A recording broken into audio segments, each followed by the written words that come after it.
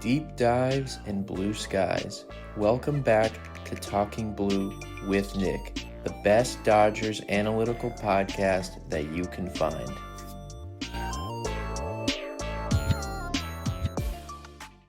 Ladies and gentlemen, welcome back to Talking Blue, the best Dodgers analytical podcast that you can find. I'm your host, Nick. You are listening to episode 102 of Talking Blue. We are here to recap the Dodgers and the Angels series, which just wrapped up like 30 minutes ago, honestly. Dodgers got blown out in Game 3, wild Game 3. We'll get to that at the end of the pod, but we'll talk about a lot of things today. Roki Sasaki, as you can see by the title of this video, has he been unlocked? I'm going to do a substantial breakdown on Roki Sasaki and some of the really massive changes that he's made to his game. We're also going to talk about Yamamoto. He pitched very good in Game 2. We'll talk about, like I said, that wild Game 3. Dodgers came back for a sec, but then still got blown out. A couple of weird, funky at-bats from the Angels. But either way, Dodgers played pretty well this week. I didn't get to talk to you guys earlier in the week. Dodgers split 2 in Arizona, 4-game series. As I've always told you guys, if you're a regular on this pod, sometimes with my schedule, my work schedule, when there are games on Thursdays, depending on the time of the game, it's a little bit difficult for me to sometimes do a recap. And then obviously the next day, when there is a new series, it kind of doesn't make any sense to recap the game. So sometimes that happens. This upcoming week, I'm going to try to avoid that. Dodgers will be off Monday. We'll begin a 3-game series in Pittsburgh Tuesday, Wednesday, Thursday. So hopefully I'll be able to recap that game. But anyways, that was a pretty solid series in Arizona. Diamondbacks are a pretty solid team once again this year. I think if the postseason started today, they would be in it. So Dodgers split 2 out of 4. If it was a regular 3-game series, they would have won 2 out of 3.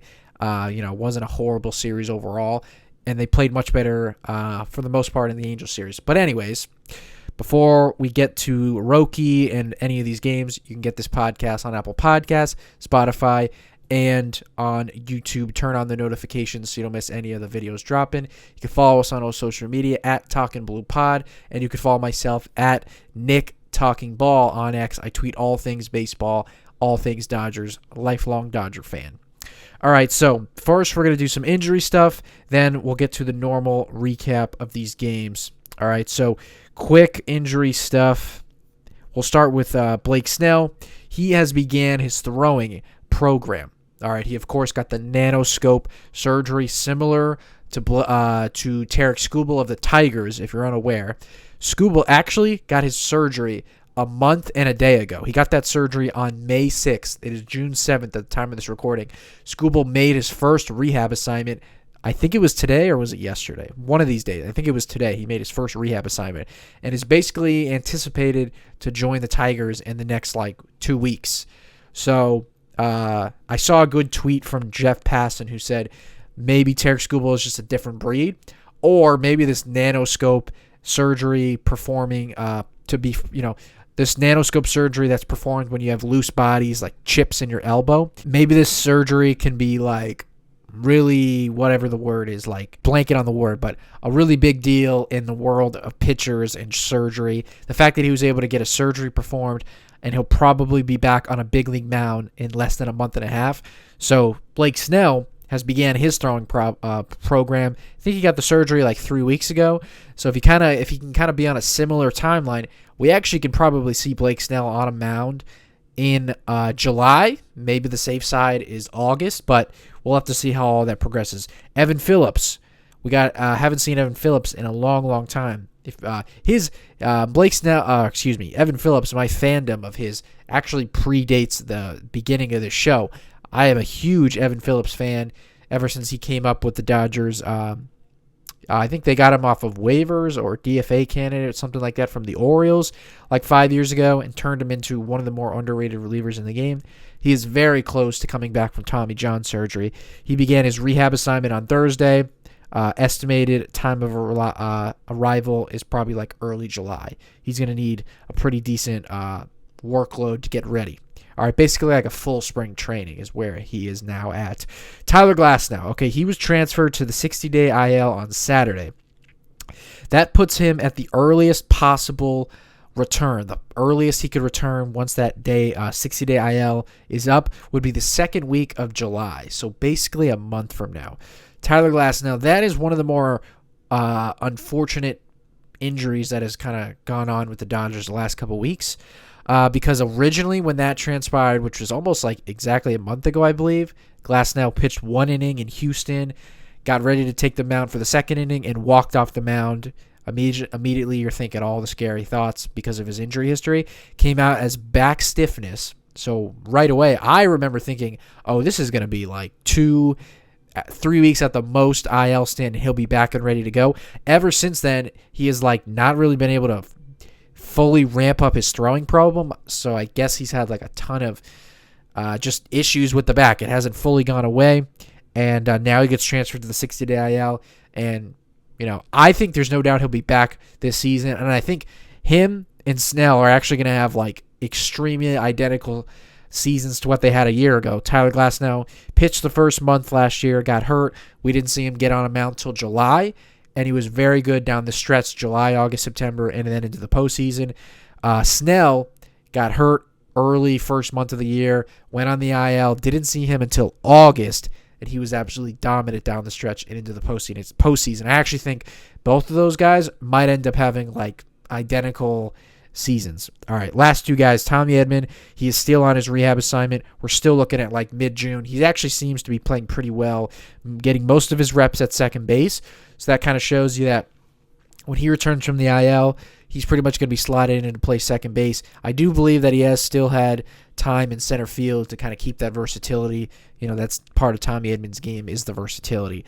But he's looking pretty good on his rehab. And then Will Smith had some neck stiffness, so he got scratched Saturday night and also didn't play on Sunday, which, like I said, just wrapped up.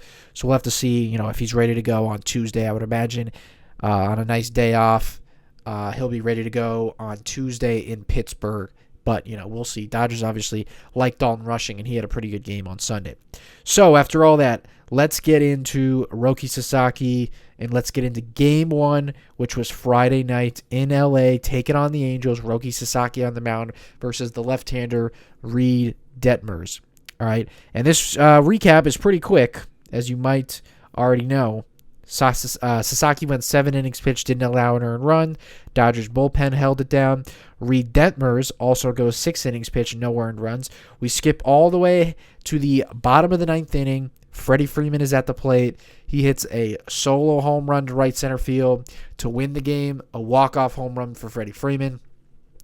We obviously know Freddie Freeman has had many walk-off iconic moments, and he adds to that in this game, and the Dodgers win by a score of 1-0. A 1-0 walk-off Friday night win. Roki Sasaki, like I said, 7 innings pitched. Edgardo Henriquez for 1. Tanner Scott pitches 2/3 of an inning, and then Blake Trinan, who came in that 9th inning, top of the 9th, and got 1 out. I think it was on 1 pitch, and the Dodgers win 1-0. All right, so we're going to start with Sasaki, and we're going to do a pretty substantial, like I said, breakdown on Roki. His career coincides with this show. So I have talked about him getting, brought to the big leagues, his struggles, his ups and downs, his big-time bullpen resurgence a year ago in the postseason, his early struggles this year. I've chronicled his entire career, all of his struggles, what makes him exciting, and the possibilities of him, I should say, that make him exciting, and then what he has struggled. And, there's been so many up and downs with Roki, but, I hope you guys are watching with what's going on with Roki Sasaki right now, because he has made a couple of very big changes to his game, and they look very real, and he looks really, really good right now. And like I said, I'm going to get into this, 2 big things that have really turned around his season, and I think they are for real. All right, so Roki Sasaki, Friday night against the Angels, went 7 innings pitched, allowed only 2 hits, no earned runs, 2 walks, 10 strikeouts. All right. Best game of his young career, and like I said, we've been saying that a lot lately. A little less than a month ago, he went 7 innings pitched, no earned runs against the Angels. That was the best start of his career. A couple starts later, pitched pretty solid in Milwaukee, and then a week ago, was it, against the Phillies, didn't go as deep into the game, didn't have as many strikeouts, but looked even more dominant than he did in that first Angel start. Well, he put it all together in this start, as he has been over the last like 4 to 5 starts. 10 strikeouts. That gets me hyped, honestly, because so many starts that we have recapped about Sasaki. He has not gotten a ton of strikeouts, swing and miss in his young career. And right now he's seeming to put it all together with the swing and miss, the strikeouts, and the improved command. All right, so I have a full deep dive breakdown into Roki, what he has done differently, and it dates back to a couple weeks, months ago with 2 of his pitches. All right, so like I said, this was the best start of his career. The fastball continues to climb, averaging over 98 miles an hour, again with 17 inches of induced vertical break. So the vertical break, 17 inches of vert. All right, he's continued that after the last like 3-4 starts. The fastball movement, the makeup, and the the stuff of that fastball looks better, and it continued, like I said, as well as the velocity. All right, the new splitter that he revamped in late April, basically throwing the hard splitter. Wicked in this game. If you saw a couple, especially a couple early ones early on in the game, he got 10 whiffs on that pitch in this start. He is getting better and better, and he's plugging up a lot of his prior holes. All right, a lot of things that previously kind of made him, not a great pitcher.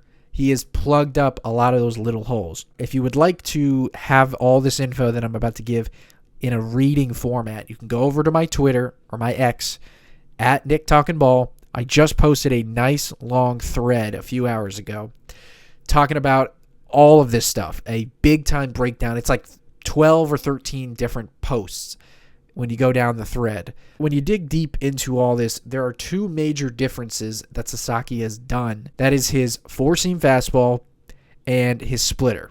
All right, and I've talked about this before, but I'm going to give some numbers to show why he has been better, how he has been better, and really what it comes down to is it seems to me that Roki and the Dodgers had a clear plan to try to get him in the strike zone more, because we know that throughout his career, one of the biggest issues has been his command. All right, so the overwhelming question is, how do you improve a guy's command? How do you do that on the fly in the middle of a big league season? A young pitcher who is, coming over to a new state, a new country. Obviously, we know that was a year ago, but like a young guy that has had a lot of promise and excitement around him has struggled with his command. How do you do that in the middle of a big league season on a team with so many expectations? Well, 2 answers to that: velocity and spin. And what I mean by that is more velocity and more spin. All right, so we're going to start with Roki's splitter. It all dates back to April 25th, a start that he had against the Chicago Cubs. All right, that was when Sasaki first implemented the harder splitter. All right, he previously had more of a forkball with much lower RPMs, spin rate, so the ball had a much different shape and movement. It was basically like a fast knuckleball, as I said before. It had a lot of unpredictableness to the pitch. Sometimes it would cut, fade, move all over the place because of the less, the less the ball is spinning. Because of gravity, it makes it makes the pitch much more unpredictable, which can be very, very nasty, but of course can be also very hard to command. When you consider on top of that Roki has had a very poor fastball, most teams are going to use the game plan of spit on that pitch. Don't swing at the splitter. Let that pitch go. Just hunt his really, really weak fastball. So April 25th is when he started throwing the much faster splitter. A traditional splitter looks very similar to Yamamoto's splitter, like a low 90s, high 80s splitter. So he increased the RPMs by basically 500 revolutions per minute, and he increased the velocity by like 5 miles an hour, from 85 miles an hour to 90 miles an hour. That was the first big change that he made. This is all before April 25th. These are the numbers with Roki's splitter. Before and after he started throwing the harder splitter.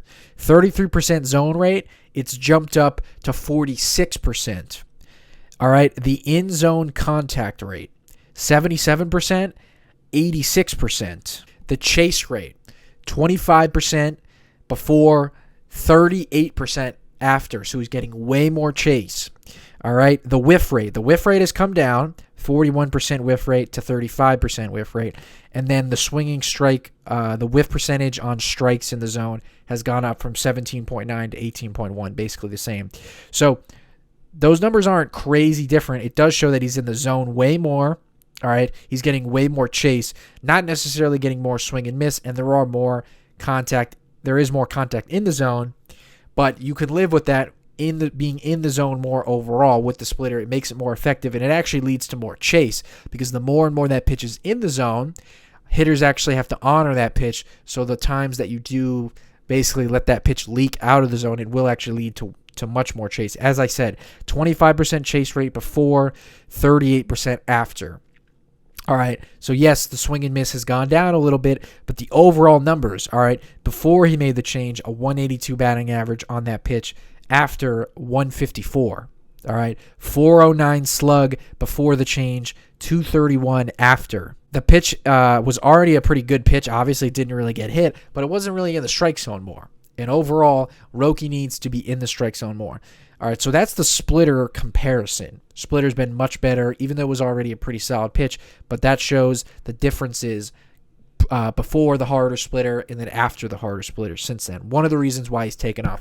But the really, really big difference to me, because when you watch Dodger baseball, if you listen to the announcers a lot of times, Oral Hershiser, Joe Davis, a lot of times they talk about the change with his splitter and why that's been one of the big reasons, which it is.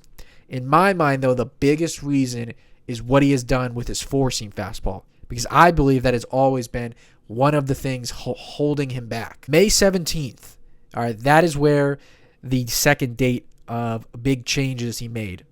May 17th, that is where he really started to improve the numbers on his four-seam fastball. And I've chronicled why these numbers have happened before. The pitch is much better when it comes to the spin rates, when it comes to the induced vertical break, less horizontal drop, and the velocity has gone up. So all the numbers that kind of make your fastball better other than just like throwing hard have improved. He has better command on that pitch. The pitch is staying on plane better. It's spinning better. All right, it's not dropping as much, basically making it a more lively, hittable fastball. And the numbers back up the difference. All right, so before the May 17th start, he had a 53.6% zone rate. After the change, 62.9%. That is massive. So he's in the zone way more with the fastball. All right. In zone contact rate, it was 91% before. Since he made the change, 84%. So he's getting hit, giving up less contact in the strike zone. More swing and miss, obviously. The chase rate on the fastball, before he made the change, 27%. After, 41%. He's getting way more chase on his four-seam fastball. The whiff percentage on that pitch, 15.4%. Before, after, since he's made a change, 23%. So he's getting more swing and miss on the fastball, which he's never really done at the big league level. All right, and then swing and miss on strikes. So whiffs in the strike zone, 5.8% before the change, after 12.6%. When you look at the batting average and the slug, all right, before he improved the metrics on the fastball, 369 batting average against. Since he's made the change, 176. All right, he had a 662 slug. Since he's made the change, 324. All right, those are night and day differences. It basically shows he's in the zone way more with the fastball, giving up less contact in the strike zone. Way more chase. The chase percentage has jumped up a ton. The whiff rate's been better. Less slug, less batting average. Also, like I've mentioned, the fastball averaged 97. It's now averaging 97.6 since he's made those little tweaks. RPMs, the spin rate, has gone up from 2166 to 2260, and then his arm angle has actually slightly dropped. All right, so he has done a ton of night and day different changes when it comes to his four-seam fastball and his splitter. What it all leads to, is, like I said, getting in the strike zone more. All right, he's improved the metrics behind the four-seam fastball. Same thing with the splitter. You get the harder splitter that kind of, is basically an easier pitch to command, less unpredictableness, and he can kind of attack the strike zone with that pitch more.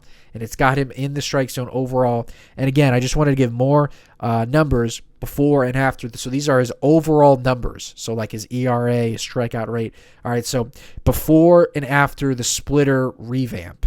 All right, so he had 22 innings pitched before he did the different splitter. He had an ERA well over 6, a 6.45 ERA, 30% whiff rate, 20% K rate, 12% walk rate. All right, he had a batting average against of 300, an expected FIP over 5, allowed 7 home runs. All right, in the 40 innings since he adjusted the splitter, an ERA of 3.12, 29% whiff rate, so slightly less whiff, but basically the same amount. The strikeout rate has gone from 20.4 to 26.5. The walk rate has been cut in half from 12% to 5.6. He has a batting average against of 207, an expected FIP of 329. In 20 more innings pitched, he has 1 less home run allowed. So the first 22 innings pitched, 7 home runs. In the last 40 innings pitched, he only has 6 home runs allowed. And then the same thing with his four-seam fastball numbers. All right. Before he made the change, in 33 innings pitched, he had an ERA of 5.88, 28% whiff rate, a strikeout rate that was 19.7, so below 20%, a 10% walk rate, a 287 batting average against. Since he made the fastball changes, which is basically like his last 4 to 5 starts, 24 innings pitched, a 1.48 ERA, a 30.8% whiff rate, a 32% strikeout rate, that is elite, a 5.6% walk rate, that is elite, 153 batting average against, 229 expected FIP, and only 1 home run allowed. Before he made the changes, he was one of the worst pitchers in the game. After he's made these changes, he has gone to an elite level. Now, of course, the overwhelming question, like I have titled on the podcast, has he been unlocked? Is this sustainable? I believe so. Sasaki, if you watch a lot of his teammates, like Yoshinobu Yamamoto, for example, I'm going to get into him in a second. Up until right now, Yamamoto's never had a big-time swing and miss fastball. All right? Right now, it is getting a lot of swing and miss. But earlier in his career, the last couple of years, that wasn't really the case. But he has still had a very elite fastball to pair with his splitter, which is one of the best pitches in the game. All right? And Sasaki's even different because he's not a guy who throws a ton of pitches. He basically is a 3-pitch guy. If you include the fork ball that he used to throw the slow fork ball, now he throws the much faster splitter. He also will occasionally throw the slow fork ball, so he kind of has 4 pitches, but it's really 3 pitches. Much more difficult for a guy like Yamamoto who throws like 6 pitches. Sasaki, if you only have like 3 pitches and one of them in your fastball is horrible, and then you got another one that you can't command, it gives you not many avenues to be a good pitcher, and it doesn't give you a lot of options to go to in terms of your pitch mix. Now, he has completely cleaned up the fastball issues where he's getting it in the zone more, getting it hit less, and it is more lively, more velo, more spin. He's got a splitter that he can control, and it looks really, really good right now. It is dancing, getting a ton of swing and miss. And then also, don't sleep on his very, very good slider that he has. All right, he looks really, really good right now, and I am a believer in these changes. All right, I really like what he's done, and he now has his ERA just over 4. All right, let me go and check really quick. He has an ERA of 4.3. His whip is 1.26. 58 innings pitched. He has 60 strikeouts. He now, for the first time in his career, has an above-average strikeout rate. He has basically like a league average walk rate, which, again, is saying a lot for a guy who had by far the worst walk rate in Major League Baseball a year ago among starting pitchers. All right. He has a well above league average whiff rate, 29.4% whiff rate. He now is getting a pretty good amount of ground balls. He is putting it together slowly but surely. He is putting it all together, getting much, much better. I really like where he is at, and I am a believer that this guy's going to continue to progress and get better, get his ERA under 4. We're actually just one good start away from him having a sub-4 ERA. And really a guy going from, the narrative around him is what's this guy's role going to be? Is he going to have to go to the bullpen later in the year like he did last year, just get ready for the postseason as a bullpen option? Does he have to go down to the minor leagues? No. This guy is looking like a true lethal weapon. And really, he's looking like the guy that was promised and had all the excitement behind him. So congrats to Roki, and the Dodgers have completely turned the season around. We'll see if he can maintain this. Very exciting stuff. Lastly, before we go to game 2, Freddie Freeman, sick walk-off home run. All right, just one of the more clutch hitters in the game. His OPS is up to 838, 10 home runs on the year. He is 12th in weighted runs created plus. All right, he also is 16th in OPS, and he has a 950 OPS with runners in scoring position. I know that hit wasn't with runners in scoring position, but it just shows how clutch he is. Since the start of May 1st, he is 18th in slugging percentage, and he's 12th in weighted runs created plus since the start of May, not overall. So Freddie Freeman looks really good. We spent a lot of time on game 1. Let's go to the last 2 games. Game 2, Yoshinobu Yamamoto is on the mound taking on Jack Kohanowitz of the Angels. All right, I'm going to be much quicker with these 2 games and these 2 recaps because I spent like 30 minutes on the first game and Roki Sasaki. But in the first game, in the first inning of game 2, Oswald Peraza triples to center field to put the Angels up 1-0. But the Dodgers would quickly respond in a big way. Bottom of the first, Andy Paez hits his 14th home run of the year. Dodgers go up 2-1. Right after that, Ryan Ward, who we'll talk about at the end, he doubles into left field with the bases loaded. Dodgers make it 4-1 before they even have an out recorded. Alex Freeland brings in an RBI on a fielder's choice. It was actually a throwing error from Zach Neto. Dodgers go up 7-1. Shohei Ohtani, a couple batters later, homers into left center field. Dodgers make it 9-1. And remember, it is still the first inning. All right. That is all the Dodgers scoring that they would do in this entire game, actually. Dodgers would win by a score of 9-2. Zach Neto homered in the 9th inning. But Dodgers win by a score of 9-2. They get all their runs in the first inning, blow out the Angels. Yoshinobu Yamamoto goes 8 innings, and then Jack Dreyer goes 1 inning. Dodgers score 6 earned runs off of Kohanowitz, who gets 1 out in this game and doesn't even go a full inning. And then the Dodgers put up a couple of earned runs on Brent Suter. So let's talk about Yamamoto before we talk about the offense, and then we'll go over to game 3 after that. So Yamamoto's final line, he goes 8 innings pitched, allows 2 hits, 1 earned run, no walks, 4 strikeouts. He had 15 whiffs in the game. He lowers his ERA to 2.68. All right, just like Roki Sasaki, I won't have as deep of a breakdown, but I'm excited to talk about him as well. Another phenomenal start from Yamamoto. He continues to get a ton of whiffs on his heater. All right, after a career-high 10 swings and misses on his fastball, his four-seam fastball, I should say, a week ago against the Phillies, he had 7 in this start. All right, and his four-seam fastball is generating a career high in whiffs right now. I've talked about this a ton on this podcast, but Yamamoto has never got a ton of swing and miss on his four-seam fastball, although it's been a pretty solid pitch for him throughout his career. Early on, his rookie year, 2024, he had some small issues with the four-seamer, but he quickly, put those to bed. Last year, his four-seam fastball was one of the better fastballs in the game. According to run value, it was the 9th best fastball in the game last year. You pair that with his splitter, which is one of the best in the game. Not a surprise as to why he was so elite last year.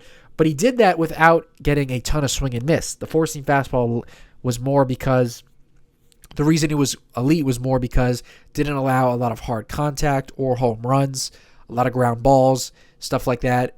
It didn't really get a ton of swing and miss.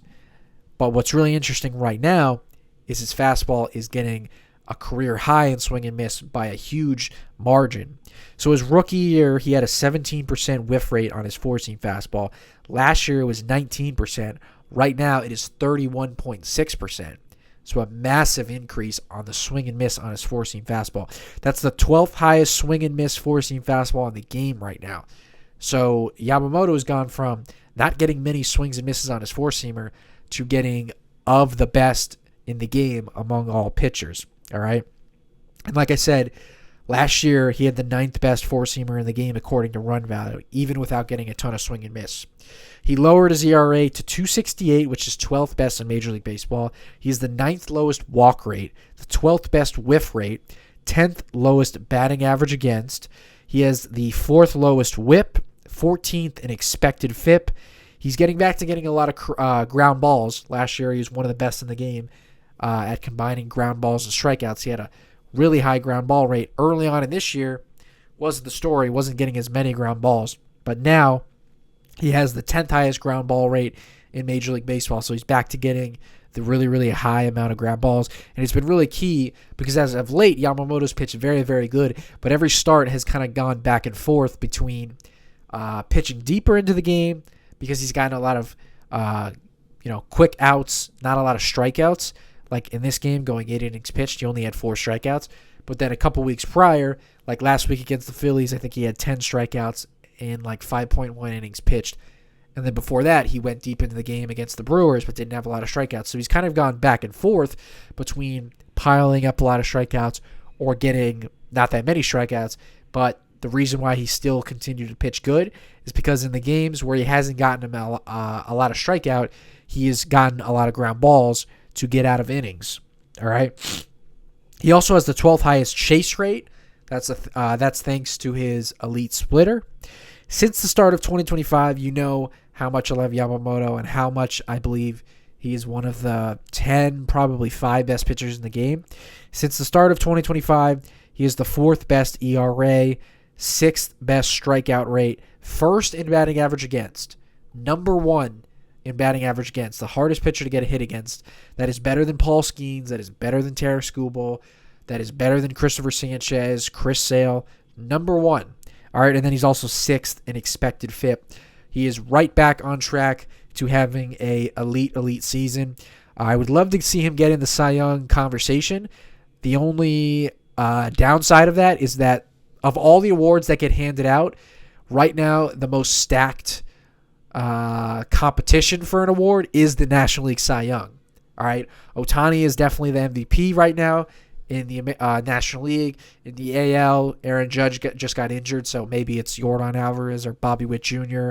Kim Schlittler kind of looks like the easiest pick in the AL Cy Young. In the National League Cy Young, right now Christopher Sanchez looks like the favorite, but Jacob Mizorowski is right there with him. Shohei Ohtani is right behind those guys. Chris Sale, Kyle Harrison, a couple other guys that I haven't even mentioned.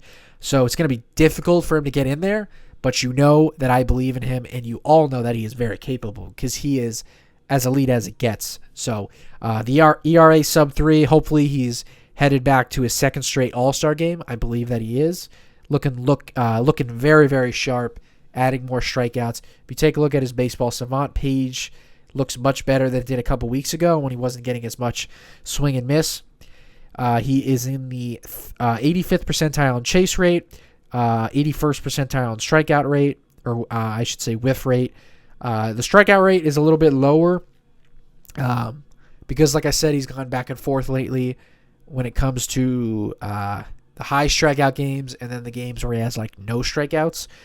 But the ground ball percentage has gone up. And actually the biggest jump in Yamamoto's game, as I predicted, you can go back and listen to my podcast earlier this spring training, his walk rate has gone the complete other direction. All right, the first year in the big leagues, he had a 6% walk rate. Last year in 2025, it jumped up to 8.6. Right now, it is down to 5.1. All right, so I always thought of him as a guy who attacks hitters with great command. He just at times gets a little too edgy, and when his command is slightly off, as a guy who lives on the edges, you know, those pitches that are right on the edge getting strikes are right off the edge getting called balls. That's why in the past sometimes he hasn't had as great as command, but he has definitely gone back to where he was at in the postseason last year, just pounding the strike zone. Last couple things before we get to game 3. 9 runs in the first inning. Absolutely crazy. Obviously you got a full 8 innings after that for the opposing team to come back, but like literally 9 runs in the first inning. Dodgers only had like 1 out recorded. It's like literally before the Angels have their 2nd out of the game recorded, they already lost the game because you're on the road, Dodger Stadium, against the reigning champs. Dodgers have beat you all 4 times, going on 5 this year. You give up 9 runs, and it's like, all right, we're not coming back in this game. I just wanted to give credit to Shohei Ohtani, who a lot of the talking points around him this year have been his pitching, Maybe it affected his offense at one point.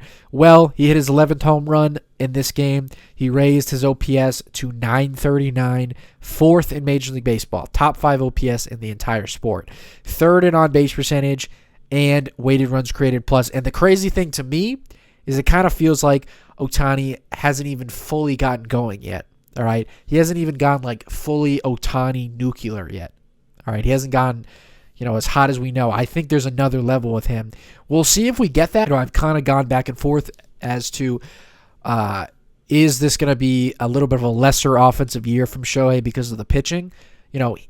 Here we are on June 7th, and he does only have 11 home runs. Now, I say it only because I think he's still going to hit 30 home runs, and he's going to have an OPS, well over 900, 30 home runs, on base probably over 400. I still think that a little bit of the slug of his game isn't there. If you go and look at overall slugging percentage leaders, I think he's still like top 20, which is great. But, normally this is a guy who is right behind Aaron Judge as the second best hitter in the game. So normally he is top 5, basically top 2 in slug. That's not fully there yet. But he has been hitting the ball just so hard lately. And the batting average has gone up a crazy amount where a little less than a month ago he was hitting like 240 or something like that. He's now like over 300, I believe. So the average and the on base is there, which is why he has the overall great OPS.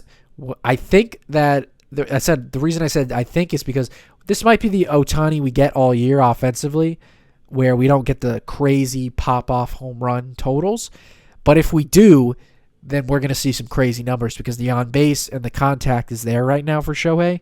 A lot less swing and miss that he's had in the past, which, you can live with the swing and miss because of the power that he provides. But he looks great right now. And like I said, I think there's still another level that he can get to, and his offensive numbers could actually look really, really crazy because he hasn't really fully gone off with the homers. Like Shohei always has stretches throughout the season where he hits 4 straight games with a home run or 8 home runs in his last 20 games, something like that. He hasn't fully gotten there yet. If we get to see that this year, it's going to be another unanimous MVP, which I already think it will be. But let's go ahead and go to Game 3 in this game. Sunday afternoon, just wrapped up like an hour and a half ago. Emmett Sheehan against Jose Soriano, who is one of the better pitchers in the American League this year, although he has struggled in the month of May. All right, Dodgers going for the sweep. In the top of the second inning, Sebastian Rivero. All right, you're going to learn that name in this game. He puts the Angels up 2-0 with a bloop single into center field. Third inning, Kyle Tucker, an RBI ground out, cuts the deficit in half. It's now 2-1 Angels. But once again, Sebastian Rivero in the top of the fourth, another bloop single, makes it 4-1. Later on, Jose Siri in the fifth inning makes it 6-1 with a bloop single of his own. 6-1 Angels. Dodgers would get on the board or they're already on the board, but they would make it a much closer game in the bottom of the sixth. A 3-run shot from Dalton Rushing makes it a 6-4 game. And then right after that, Ryan Ward hits his second career home run to make it 6-5. So right away, you're thinking, here we go. Dodgers are going to actually get a sweep, come back in this game. Not so fast, though. In the seventh inning, Joe Adele hits an absolute bomb, a tape measure shot to left center field to make it an 8-5 game. Then Sebastian Rivero, he hits another single. That makes it 9-5. Then Zach Neto puts the nail in the coffin, a 3-run shot to dead center. His second home run of the series makes it 12-5. And then Sebastian Rivero, he hits a double into left field to make it 13-5, and the Angels win. They salvage the final game of the series. All right, this was a long list of pitchers for the Dodgers. All right, the Dodgers were able to score 4 runs off of Jose Soriano, but couldn't do anything else against the bullpen. Emmett Sheehan goes 1.1. Didn't even make it out of the second inning. Edgardo Henriquez for 1 2/3. Blake Trinan for 1 inning. Alex Vesia for 2/3. We got Jonathan Hernandez for 1 2/3. Jack Dreyer for 1.1. Kyle Hurt for 1.1. All right, Dodgers lose. So let's quickly talk about Emmett Sheehan. He only went 1.1 innings pitched. It actually wasn't a terrible start. It really, what screwed Emmett was that he had a couple long innings, long at-bats. And clearly Dave Roberts was thinking, we have a fully rested pen. Yamamoto went 8 the night before. Sasaki went 7 the night before that. There's a day off on Monday, so Dave can kind of unleash the pen and be careful with Sheehan to not throw way too many pitches in an inning. He had like a 14-pitch at-bat to Nick Madrigal. We'll talk about him in a sec. So the fully rested pen, it was a weird start. I believe he'll bounce back. That's kind of the reasoning as to why Sheehan just, got pulled so quickly. His final line, 1 1/3, 3 hits allowed, 2 earned runs, 2 walks, 2 strikeouts. So, if you hear that a guy didn't even make it out of the second inning, you're probably thinking, oh, like Jack Kohanowitz the night before, he gave up 6 earned. No, he only gave up 2 earned runs. But in the second inning, Emmett Sheehan had a total of, how many pitches did he throw? Trying to find it right here for you guys. 49 innings pitched, or 49 pitches, I should say. And he didn't even make it out of the second inning. So, weird start from Emmett Sheehan, but this was a really weird and odd game. All right, so the Angels, their first 6 runs came on 3 different 2-strike bloop hits. So, like we said, Sebastian Rivero, 2 bloop singles on 2 strikes. That's how they got their first 4 runs. And then right after that, Jose Siri, another bloop hit, which also came with 2 strikes, and I think that came with 2 outs. Multiple crazy at-bats from Nick Madrigal. All right, so he had the 14-pitch at-bat to Emmett Sheehan. Twice in the at-bat, he got rung up for strike 3. He challenged. The first time it got overturned, it was a ball. Then on the 3-2 pitch, again, got rung up on a pitch that was nowhere close. He challenged, got overturned. He worked a walk. That eventually led to the Rivero single. Then later in that inning with Jose Siri, I believe it was, he had an at-bat where it was 3-2, fastball up and in. I think this is Alex Vesia pitching. Fastball kind of up and in. Siri kind of gives a little check swing. Not even a real check swing, but just kind of just a little bit movement of the bat, the hands moving forward. And because the pitch was kind of running up and in, it just clicked the edge of Siri's bat. And then the ball winded up in Dalton Rushing's glove. So in real time, it just looked like a ball. Once they showed the replay, it actually was a foul tip, which should have been strike 3. But for whatever reason, that is an unreviewable play. So you can't ask the umpires to put the headsets on and call New York for them to check. I don't know why, because you could clearly see that was a foul ball. Of course, that led to some more runs later on. And then there was another at-bat with Nick Madrigal, a long at-bat, a bunch of stuff going on. He checks his swing, but you could see in replay that he did go. It was called, I think it was not called a swing from the umpire, but it was called strike 3 on the pitch. And again, it was nowhere close. He challenges. It's called ball 4. For whatever reason, they didn't call it a swing. So it was, again, granted ball 4. He had a crazy couple of at-bats. All right. So a lot of blue hits from the Angels before they broke it open with those home runs later in the game. Dodgers did generate some offense. They had 11 hits in this game, but they were 1 for 10 with runners in scoring position.